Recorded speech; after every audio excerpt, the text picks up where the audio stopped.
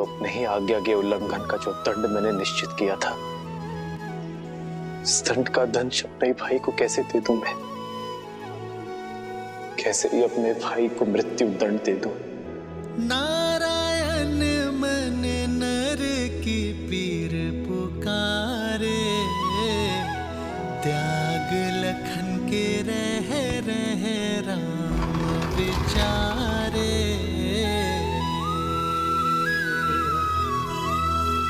बन के कवच जो जन्म का साथ निभाए, मृत्यु दंड उसे कैसे राम सुनाए।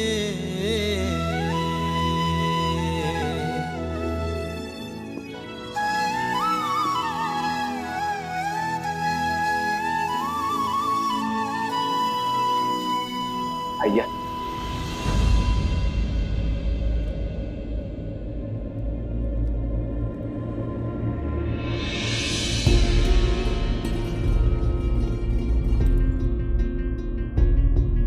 प्रणाम महर्षि।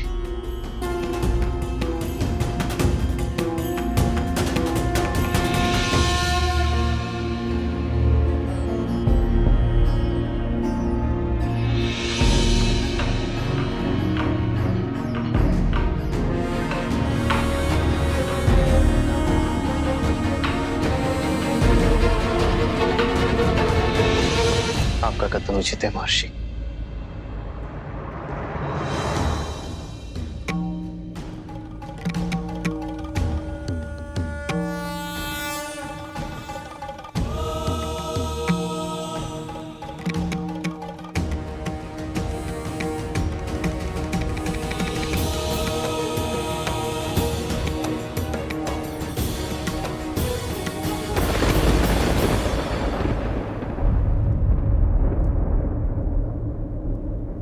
लक्ष्मण,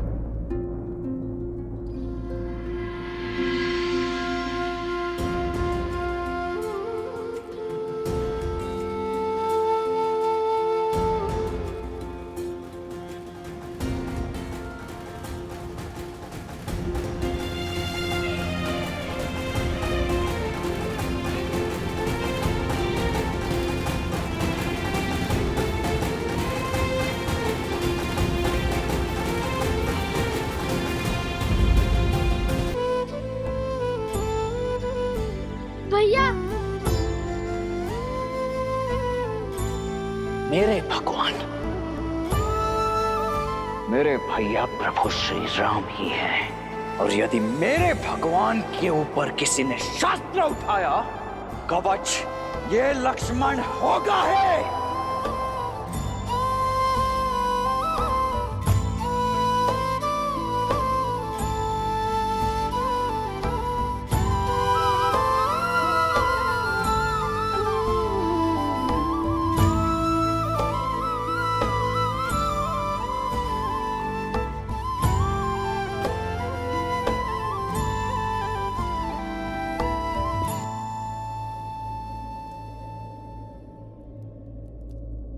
क्षमा कीजिए भैया, मैं आपका अपराधी हूं।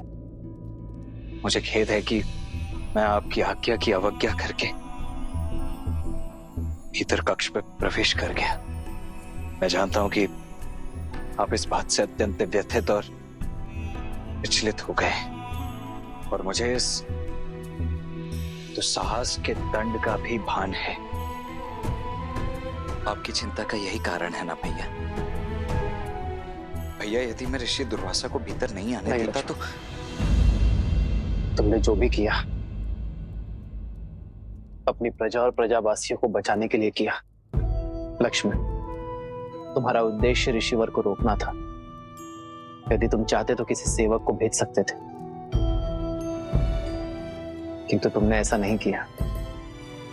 दंड का भान होते हुए भी तुम स्वयं भीतर आए। स्वार्थ को त्याग कर तुमने परोपकार किया लक्ष्मण,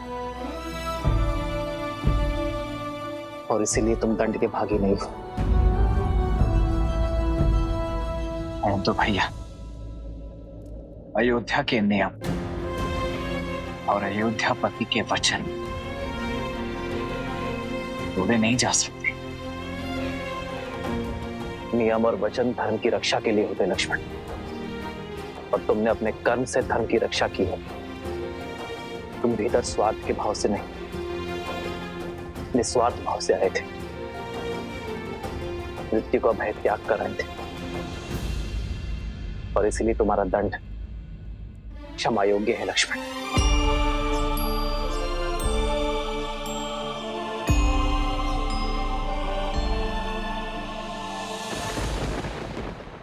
आप ऐसा कह सकते हैं भैया, आप मेरे बड़े भैया हैं। मेरे लिए तो आपने नाग पाश का दंश तक सहा था। मुझे स्वस्थ देखने के लिए तो आप कोई भी सीमा पार कर सकते हैं, कोई ना कोई कारण निकाल सकते हैं जिससे मेरा कर्म न्यायोचित सिद्ध हो सके। और आप केवल मेरे भैया ही नहीं, अयोध्या के महाराज भी हैं। रघुकुल का मुकुट है आप भैया, और आपके शीश पर वचन भंजक होने का कलंक लगने नहीं दूंगा मैं भैया। ये दंड एक राजा का वचन था, एक राजा का प्रण था कि जो भी इस भेंट में अवरोध उत्पन्न करेगा वो मृत्यु दंड का भागी होगा। आप अयोध्यापति श्री राम हैं, और आने वाले किसी भी युग में, किसी भी काल में आपके धर्म पर प्रश्न चिन्ह नहीं उठना चाहिए भैया कि श्री राम ने अपने परिवार के लिए, अपने स्वार्थ के लिए, अपने वचन से, अपने प्रण से, अपने धर्म से मुख मोड़ लिया। लक्ष्मण, मेरे भैया तो मर्यादा पुरुषोत्तम है, और ये मेरे लिए बहुत बड़े सम्मान की बात है। ये मेरा गर्व है भैया, और मेरा ये गौरव आप मुझसे नहीं छीन सकते। इसीलिए मेरे रहते आपके इस पद, इस उपलब्धि पर कलंक नहीं लगने दूंगा। इसीलिए जो बात आप नहीं कह सकते, उन शब्दों को मैं स्वयं कहता हूं। मैं दशरथ नंदन रघुवंशज लक्ष्मण अपने राज्य के प्रति अपने महाराज की आज्ञा की अवहेलना करने के दोष में दंड स्वरूप स्वयं को मृत्यु दंड देता हूं। सदा चलिया प्राण जाए पर वचन न जाए। नहीं,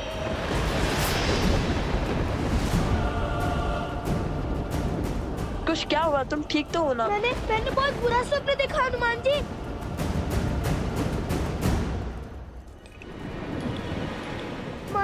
मन बहुत घबरा रहा है, मानो अयोध्या किसी घोर संकट में है। बार बार मन में अयोध्या का ही विचार आ रहा है।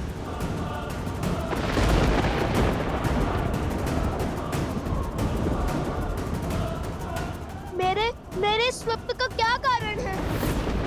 क्यों मेरा मन इतना व्यथित है?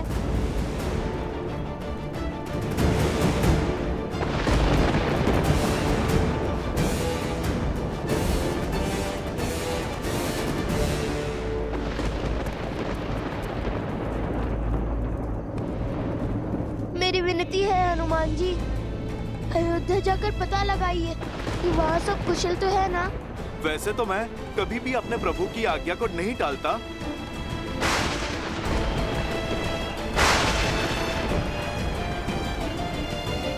किंतु आपकी चिंता भी तो मेरे प्रभु और मेरे परिवार से ही संबंधित है।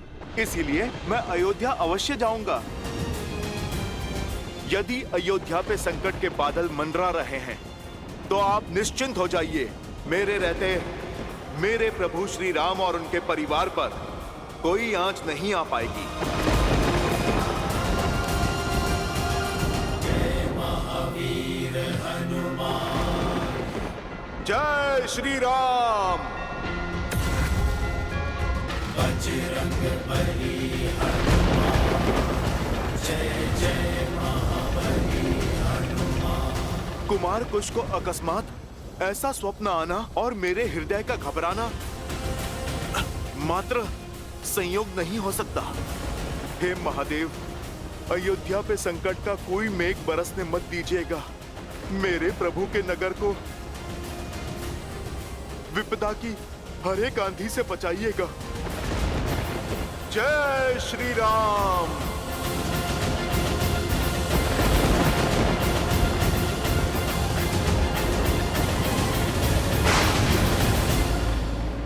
लक्ष्मण,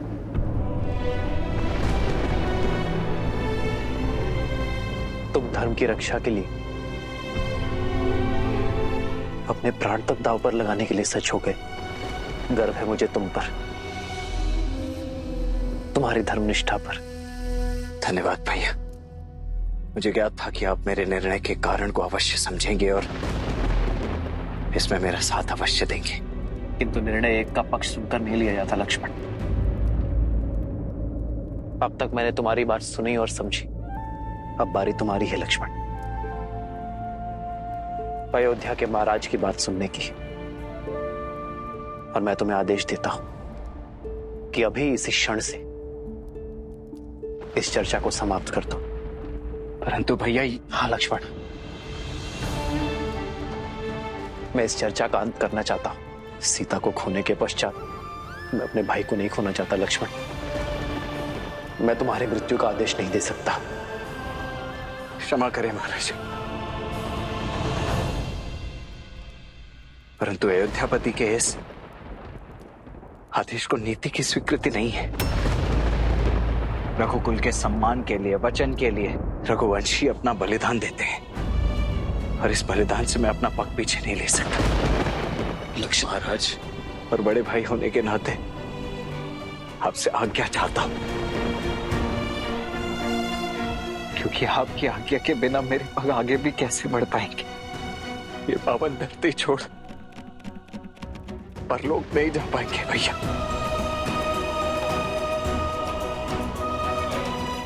इसीलिए हाथ जोड़कर आपसे विनती कि मुझे ये देह त्यागने की अनुमति दे दीजिए। तुम कैसी बातें कर रहे हो लक्ष्मण?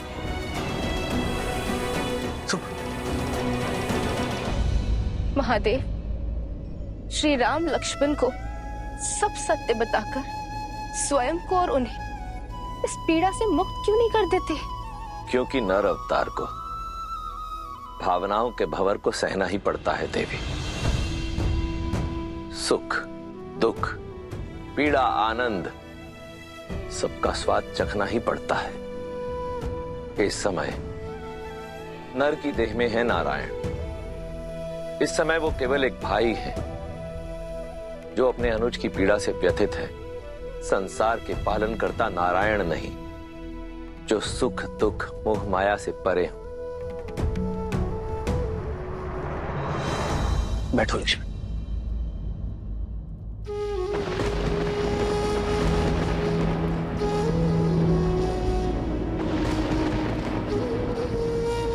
तुमने एक भाई से आज्ञा मांगी है लक्ष्मण, जो वो नहीं देगा।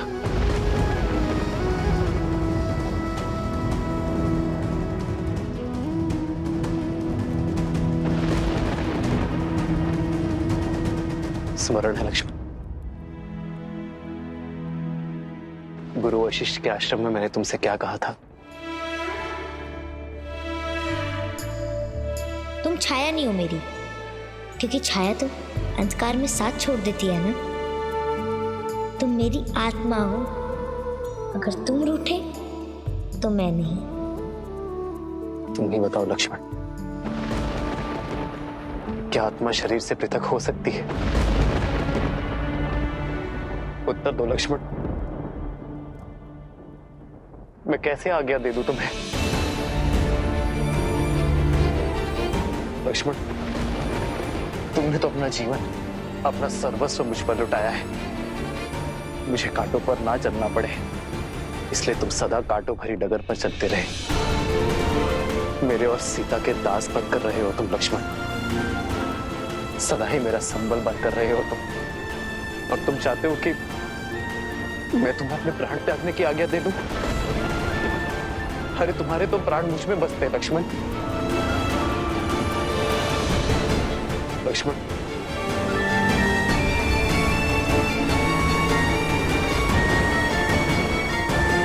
आने वाला युग चाहे मुझे अधर्मी कहे, मुझ पर लांछन लगाए, तो मेरा धर्म यही कहता है लक्ष्मण कि तुमने अपनी प्रजा की रक्षा के लिए निर्णय लिया, इसलिए तुम अपराधी नहीं हो मेरे भाई।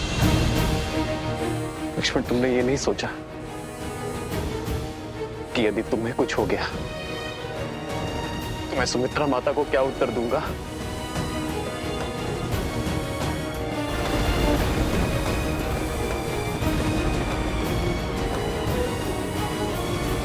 मेरी माता ने तो मेरे जन्म से पूर्व ही मुझे आपकी शरण में सौंप दिया था भैया। मेरा तो जन्म ही आपकी सेवा के लिए हुआ है। और देखिए भैया, मैं कितना सौभाग्यशाली रहा हूं कि नियति ने मुझे न केवल अपने भैया की, अभी तो अपनी भाभी मां की सेवा का भी अवसर दिया है। अपने इस संपूर्ण जीवन में श्री राम के अनुज लक्ष्मण ने अपने प्रत्येक वचन को पूरी निष्ठा से निभाया है। मेरे इस अंतिम कर्तव्य से मुझे मोड़कर मेरी सेवा को कलंकित मत कीजिए भैया।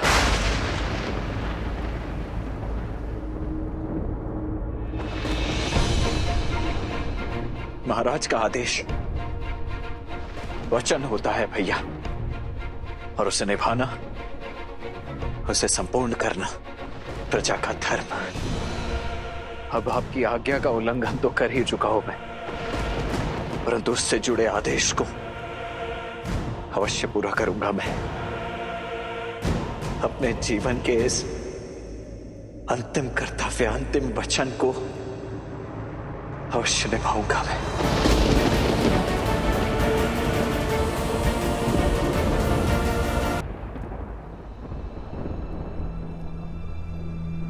परंतु अपने भैया की अनुमति मिलने के पश्चात, इसलिए जब तक आप मुझे स्वयं देह त्यागने की अनुमति नहीं दे देते, तब तक इसी क्षण से ये लक्ष्मण अन्न जल त्यागने की प्रतिज्ञा लेता है।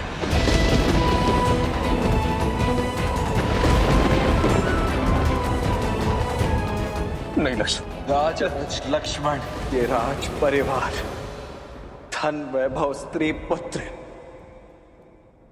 सब कुछ त्याग कर अपने भैया श्री राम के अतिरिक्त जीवन के हर स्तंभ से मुख मोड़ता है। रघुकुल मांगे सबसे अगन परीक्षा, प्राण देने साजे लखन बचाने अयोध्या। आज्ञा दीजिए भैया। बन के कवच जो जन्म का साथ निभाए, मृत्यु दंड उसे कैसे राम सुनाए।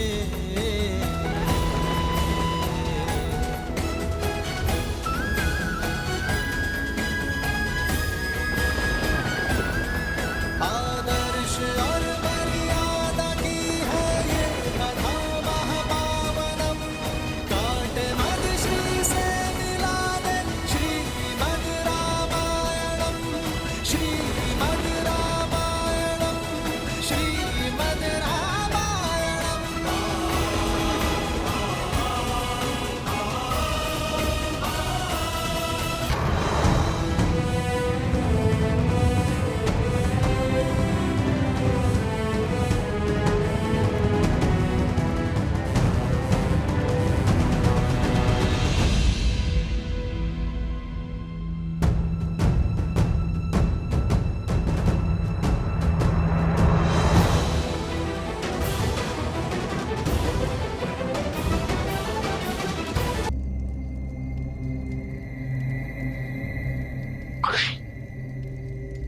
देखो नीचे गांव है।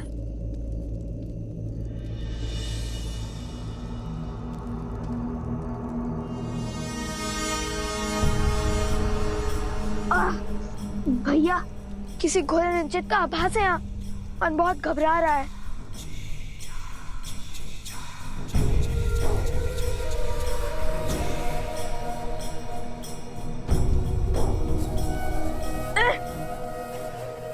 ये क्या है?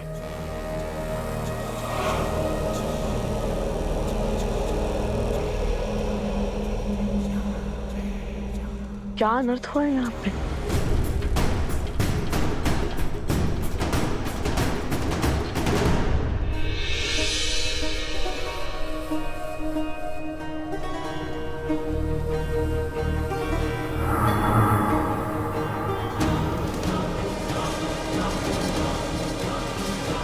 भैया, लगता है किसी की दृष्टि है हम पर।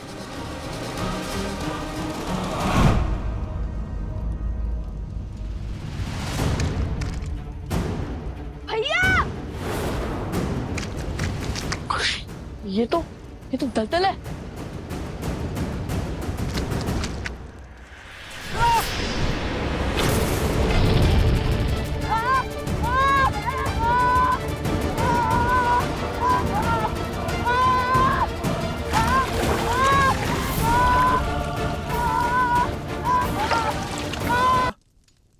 ये कैसी प्रतिज्ञा है?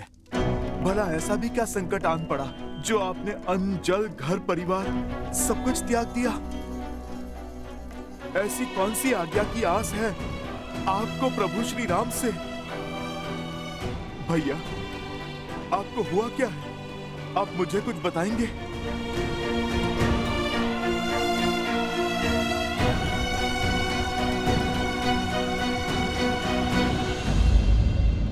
लक्ष्मण भैया, मैं इस अयोध्या में केवल प्रभु श्री राम का सेवक ही नहीं, अपितु संपूर्ण रघुकुल का सेवक हूँ। लक्ष्मण भैया, मित्र नहीं तो सेवक समझकर ही अपनी व्यथा बता दीजिए। हनुमान जी, आप ही के कारण तो ये लक्ष्मण युद्ध भूमि में मृत्यु के मुख से पुनः जीवन को प्राप्त कर पाया था। स्वयं को मेरा सेवक कहकर मुझे पाप का भागी मत बनाइए। आपका स्थान तो इस रघुकुल में मुझसे 100 गुना ऊंचा है। प्रभु श्री राम जिस रूप में आपको मिले हमें कभी न मिल पाए। कितने अभागे हैं हम। मैं अपनी व्यथा से आपको चिंतित नहीं करना चाहता, केवल इतना कहूंगा कि इस समय भैया को आपकी अत्यंत आवश्यकता है। ऐसा क्या हुआ लक्ष्मण भैया जो बात आपको कचोट रही है, मेरे प्रभु को पीड़ा दे रही है? उसके विचार मात्र से मैं चिंतित हो उठा हूं भैया। अब शेष है तो केवल इस समस्या का हल, इस संकट का निवारण। क्या इस समस्या का निवारण ढूंढ पाएंगे आप? लक्ष्मण भैया, राम काज करने के लिए तो मैं कुछ भी कर सकता हूँ। असंभव से असंभव संकट हल किए हैं मैंने, आप तो सब जानते हैं लक्ष्मण भैया। बताइए लक्ष्मण भैया, आप मुझे बताइए क्या है आपकी समस्या? भैया से कोई भेंट करने आया था हनुमान जी, जिसके पास भाभी माँ की मुद्रिका थी।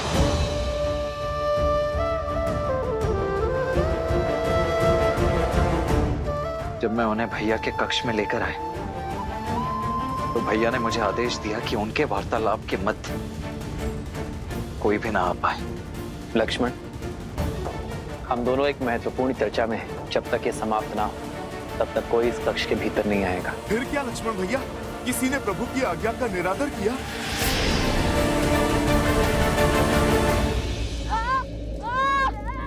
शांत, कुछ पूर्णतः शांत हो जाओ।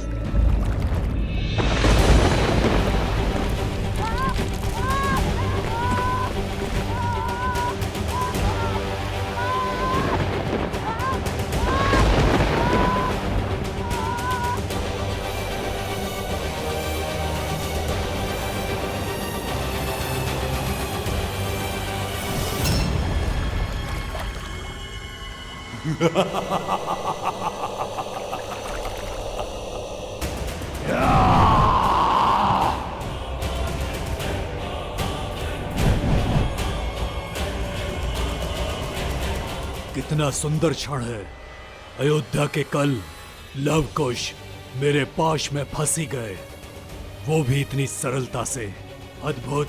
अच्छा तो तुम हमें पहचानते हो तो फिर ये भी ज्ञात होगा कि हम तुम जैसे कई असुरों का काल बन चुके हैं। बीते कल की नहीं, इस क्षण की बात करो मूर्ख बालको।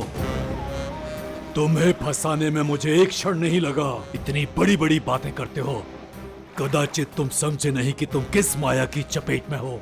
इसलिए तुम्हारी आंखों में भय नहीं, विद्रोह है, युद्ध की ललक है।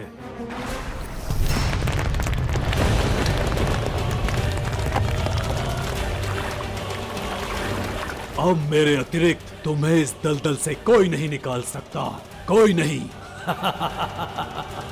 कौन हो तुम? अपना परिचय दो। क्यों नहीं, मृत्यु को प्राप्त होने वाले की अंतिम इच्छा अवश्य संपूर्ण होगी, ताकि तुम्हारी आंखों में भय के बादल देख पाऊं मैं चंद्रबाहु पुत्र अष्टबाहु हूं।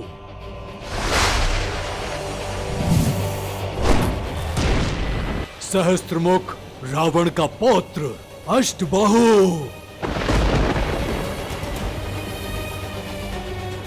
मेरे कुल, मेरे परिवार के विनाश का प्रतिशोध है ये कि तुम यहां तड़प तड़प कर मरोगे और तुम्हारे पिता राम तुम्हारे वियोग की पीड़ा में वहां मृत्यु को प्राप्त होगा। रघुकुल के अंत के साथ ही मेरे पिता की मृत्यु का प्रतिशोध पूरा होगा। मेरे पूर्वजों का पिंडदान संपूर्ण होगा।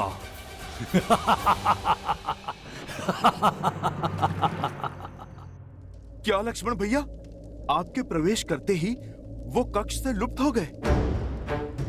लक्ष्मण भैया, आपने उन्हें पहचाना नहीं? पहले कभी देखा नहीं?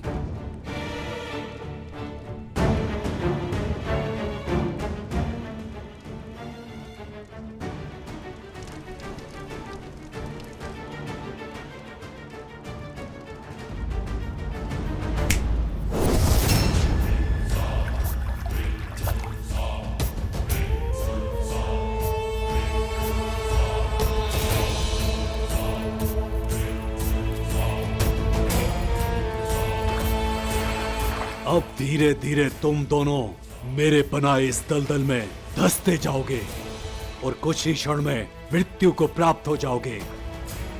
मैं तुम्हारे अंत का आनंद लूंगा। सोचा नहीं था कि कोई राक्षस इतना कायर निकलेगा। सनत की प्रजाति का अपमान किया है तुमने। युद्ध से बचने के लिए दलदल का सहारा ले लिया। सत्य संतोष, इस कार्य के लिए तो हमारे धनुष के टंकार ही बहुत है। अच्छा, तो तुम्हें लगता है तुम मुझे अष्टबाहु को युद्ध में हरा पाओगे? अवश्य, इसमें तो कोई संशय ही नहीं है। आवश्यकता से अधिक आत्मविश्वास मृत्यु का कारक होता है मूर्खों। यदि इतना ही सामर्थ्य है तो इस दलदल से निकल कर बताओ। यदि निकल पाए तो युद्ध का अवसर अवश्य दूंगा तुम्हें।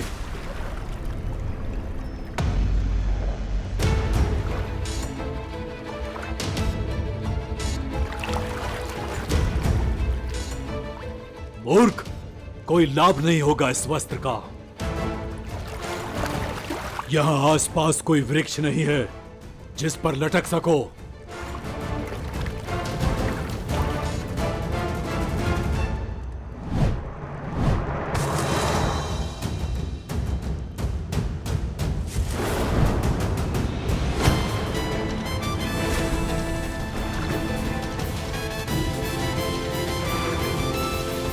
आगे जो हुआ मैं ज्ञात कर लूंगा, किंतु लक्ष्मण भैया, आप मुझे अपनी प्रतिज्ञा का कारण बताइए। क्यों आपने ये भीषण वचन लिया और मैं अब कैसे इसका निवारण करूं?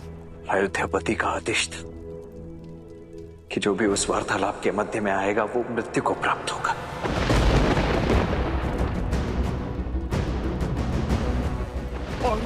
और अयोध्या को बचाने के लिए आपको भीतर जाना पड़ा। बात भाई पर आई तो भैया अपने आदेश से ही पीछे हटने लगे। हनुमान जी, इस समस्या का केवल एक ही निवारण है। मनाइए उन्हें।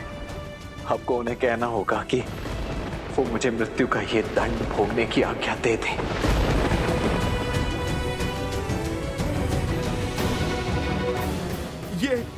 ये क्या कह रहे हैं आप लक्ष्मण भैया?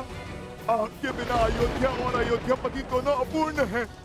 मैं भला प्रभु को कैसे मनाऊं कि आपको मृत्यु दंड? नहीं नहीं भैया, ये सब असंभव है। मैं मानता हूं कि ये कठिन है, किंतु यही तो उचित भी है ना हनुमान जी। चाहिए हनुमान जी, अन्यथा मैं सब कुछ त्याग कर भैया की आज्ञा की प्रतीक्षा करता ही रहूंगा। लक्ष्मण भैया, ये आपने मुझे किस धर्म संकट में डाला है? मैं भला कैसे? मुझे प्रभु से मिलना होगा। चाहिए हनुमान जी, और शुभ समाचार लेकर ही लौटिएगा। अयोध्या की लाज अब आप ही के हाथ में है।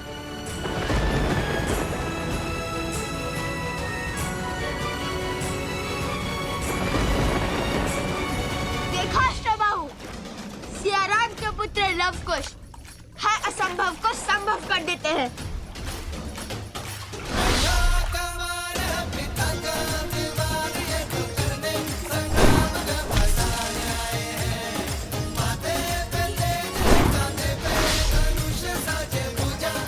मूर्खता की सीमा पार कर रहे हो बालिको। इतनी सरलता से मुझ पर बाण चला पाओगे? मुझे मृत्यु के घाट उतारोगे? चूक गए ना लक्ष्य से। लव कुश है हम, कभी चूकते नहीं। ये बाण तुम्हारे लिए नहीं था।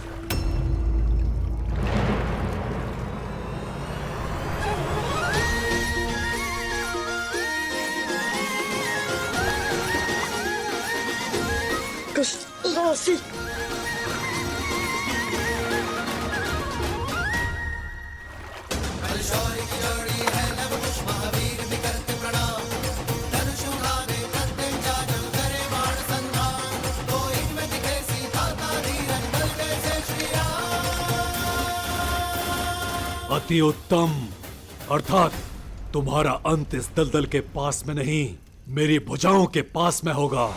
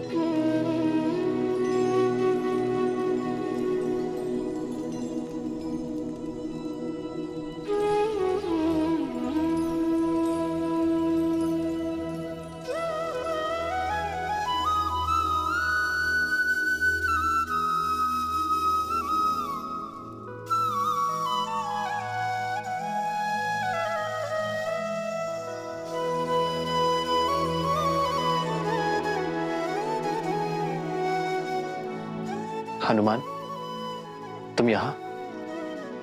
तुम्हें तो लव कुश के साथ होना था। प्रभु, होना तो वही था, पर मैंने आपसे कहा था ना, यदि आपको मेरी आवश्यकता होगी तो मैं स्वयं पहुंच जाऊंगा। रुक क्यों गए हनुमान? आओ।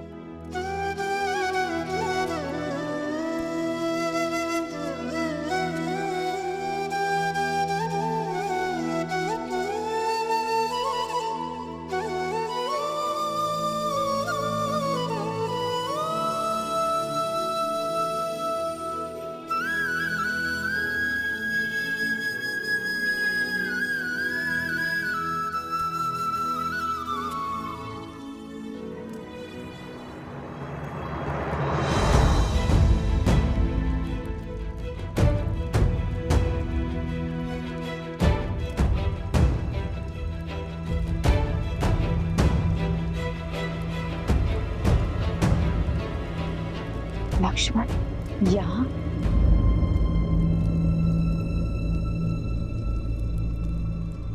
लक्ष्मण,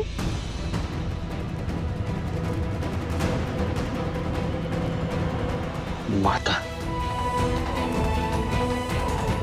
पुत्र, यहाँ क्या कर रहे हो? यूं मुकुट हटा के शून्य भाव से कोई समस्या है? लक्ष्मण, बोलो ना पुत्र, क्या हुआ?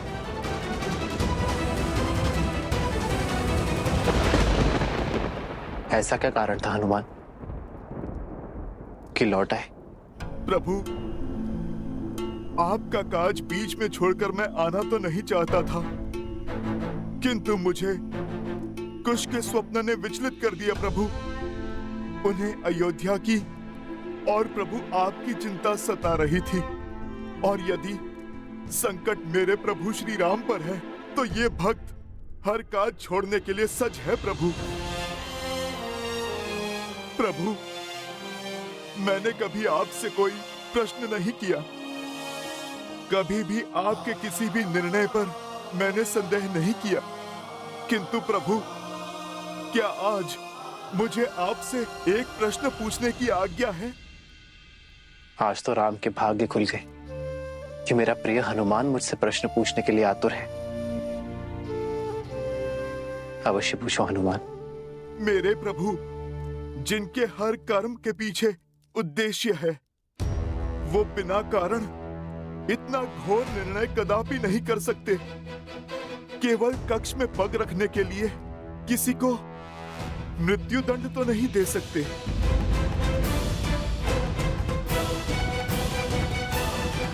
की बाधा का दंड इतना घोर था कि लक्ष्मण भैया प्रभु आपसे स्वयं मृत्यु दंड की आज्ञा मांग रहे हैं। प्रभु, मेरी अनुपस्थिति में इतना सब कुछ कैसे घट गया, जिसने इस संपूर्ण रघुकुल को व्याकुल कर दिया?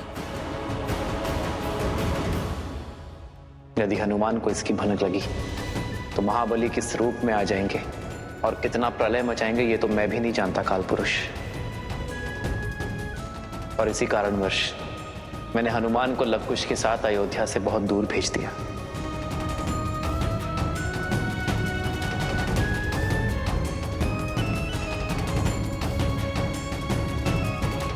यदि मैं इस प्रश्न का उत्तर ना दे सकूं तो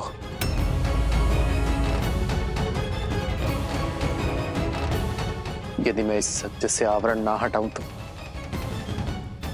तुम क्रोधित तो नहीं होगे ना हनुमान?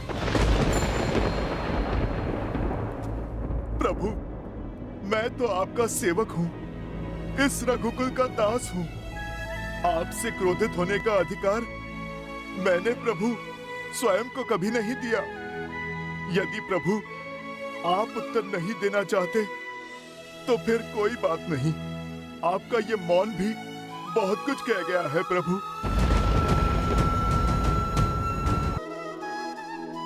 बुद्धि से भी करने में सक्षम हो तुम। आशा करता हूं कि वचन की उन बेड़ियों से भी परिचित हो जिनसे ऊपर मैं भी नहीं हूं। मैं समझता हूं प्रभु, सब समझता हूं। प्रभु, मैं बस आपसे ये कहना चाहता हूं कि जो घट चुका है उसे मैं बदल तो नहीं सकता। नहीं, मैं आपको ये कह सकता हूं कि लक्ष्मण भैया जो आज्ञा मांग रहे हैं वो उन्हें दे दीजिए, क्योंकि यदि मैं भी आपके स्थान पर होता तो अपने अनुज को मृत्यु के मुख में कभी नहीं डाल पाता। किंतु प्रभु, मेरे यहाँ ना रहने पर जिस नियति ने अपना चक्र इतने घोर रूप से चलाया है कि आज बात मेरे लक्ष्मण भैया के जीवन पर आ गई। मेरे प्रभु श्री राम प्रश्नों के घेरे में खड़े हो गए। प्रभु, जिसके कारण आज काल की छाया इस अयोध्या पर पड़ चुकी है। मैं वचन देता हूं, आज के पश्चात ऐसा कुछ भी नहीं होने दूंगा जिसके कारण मेरे रघुकुल पर, मेरे परिवार पर और मेरे प्रभु श्री राम पर कोई संकट आए।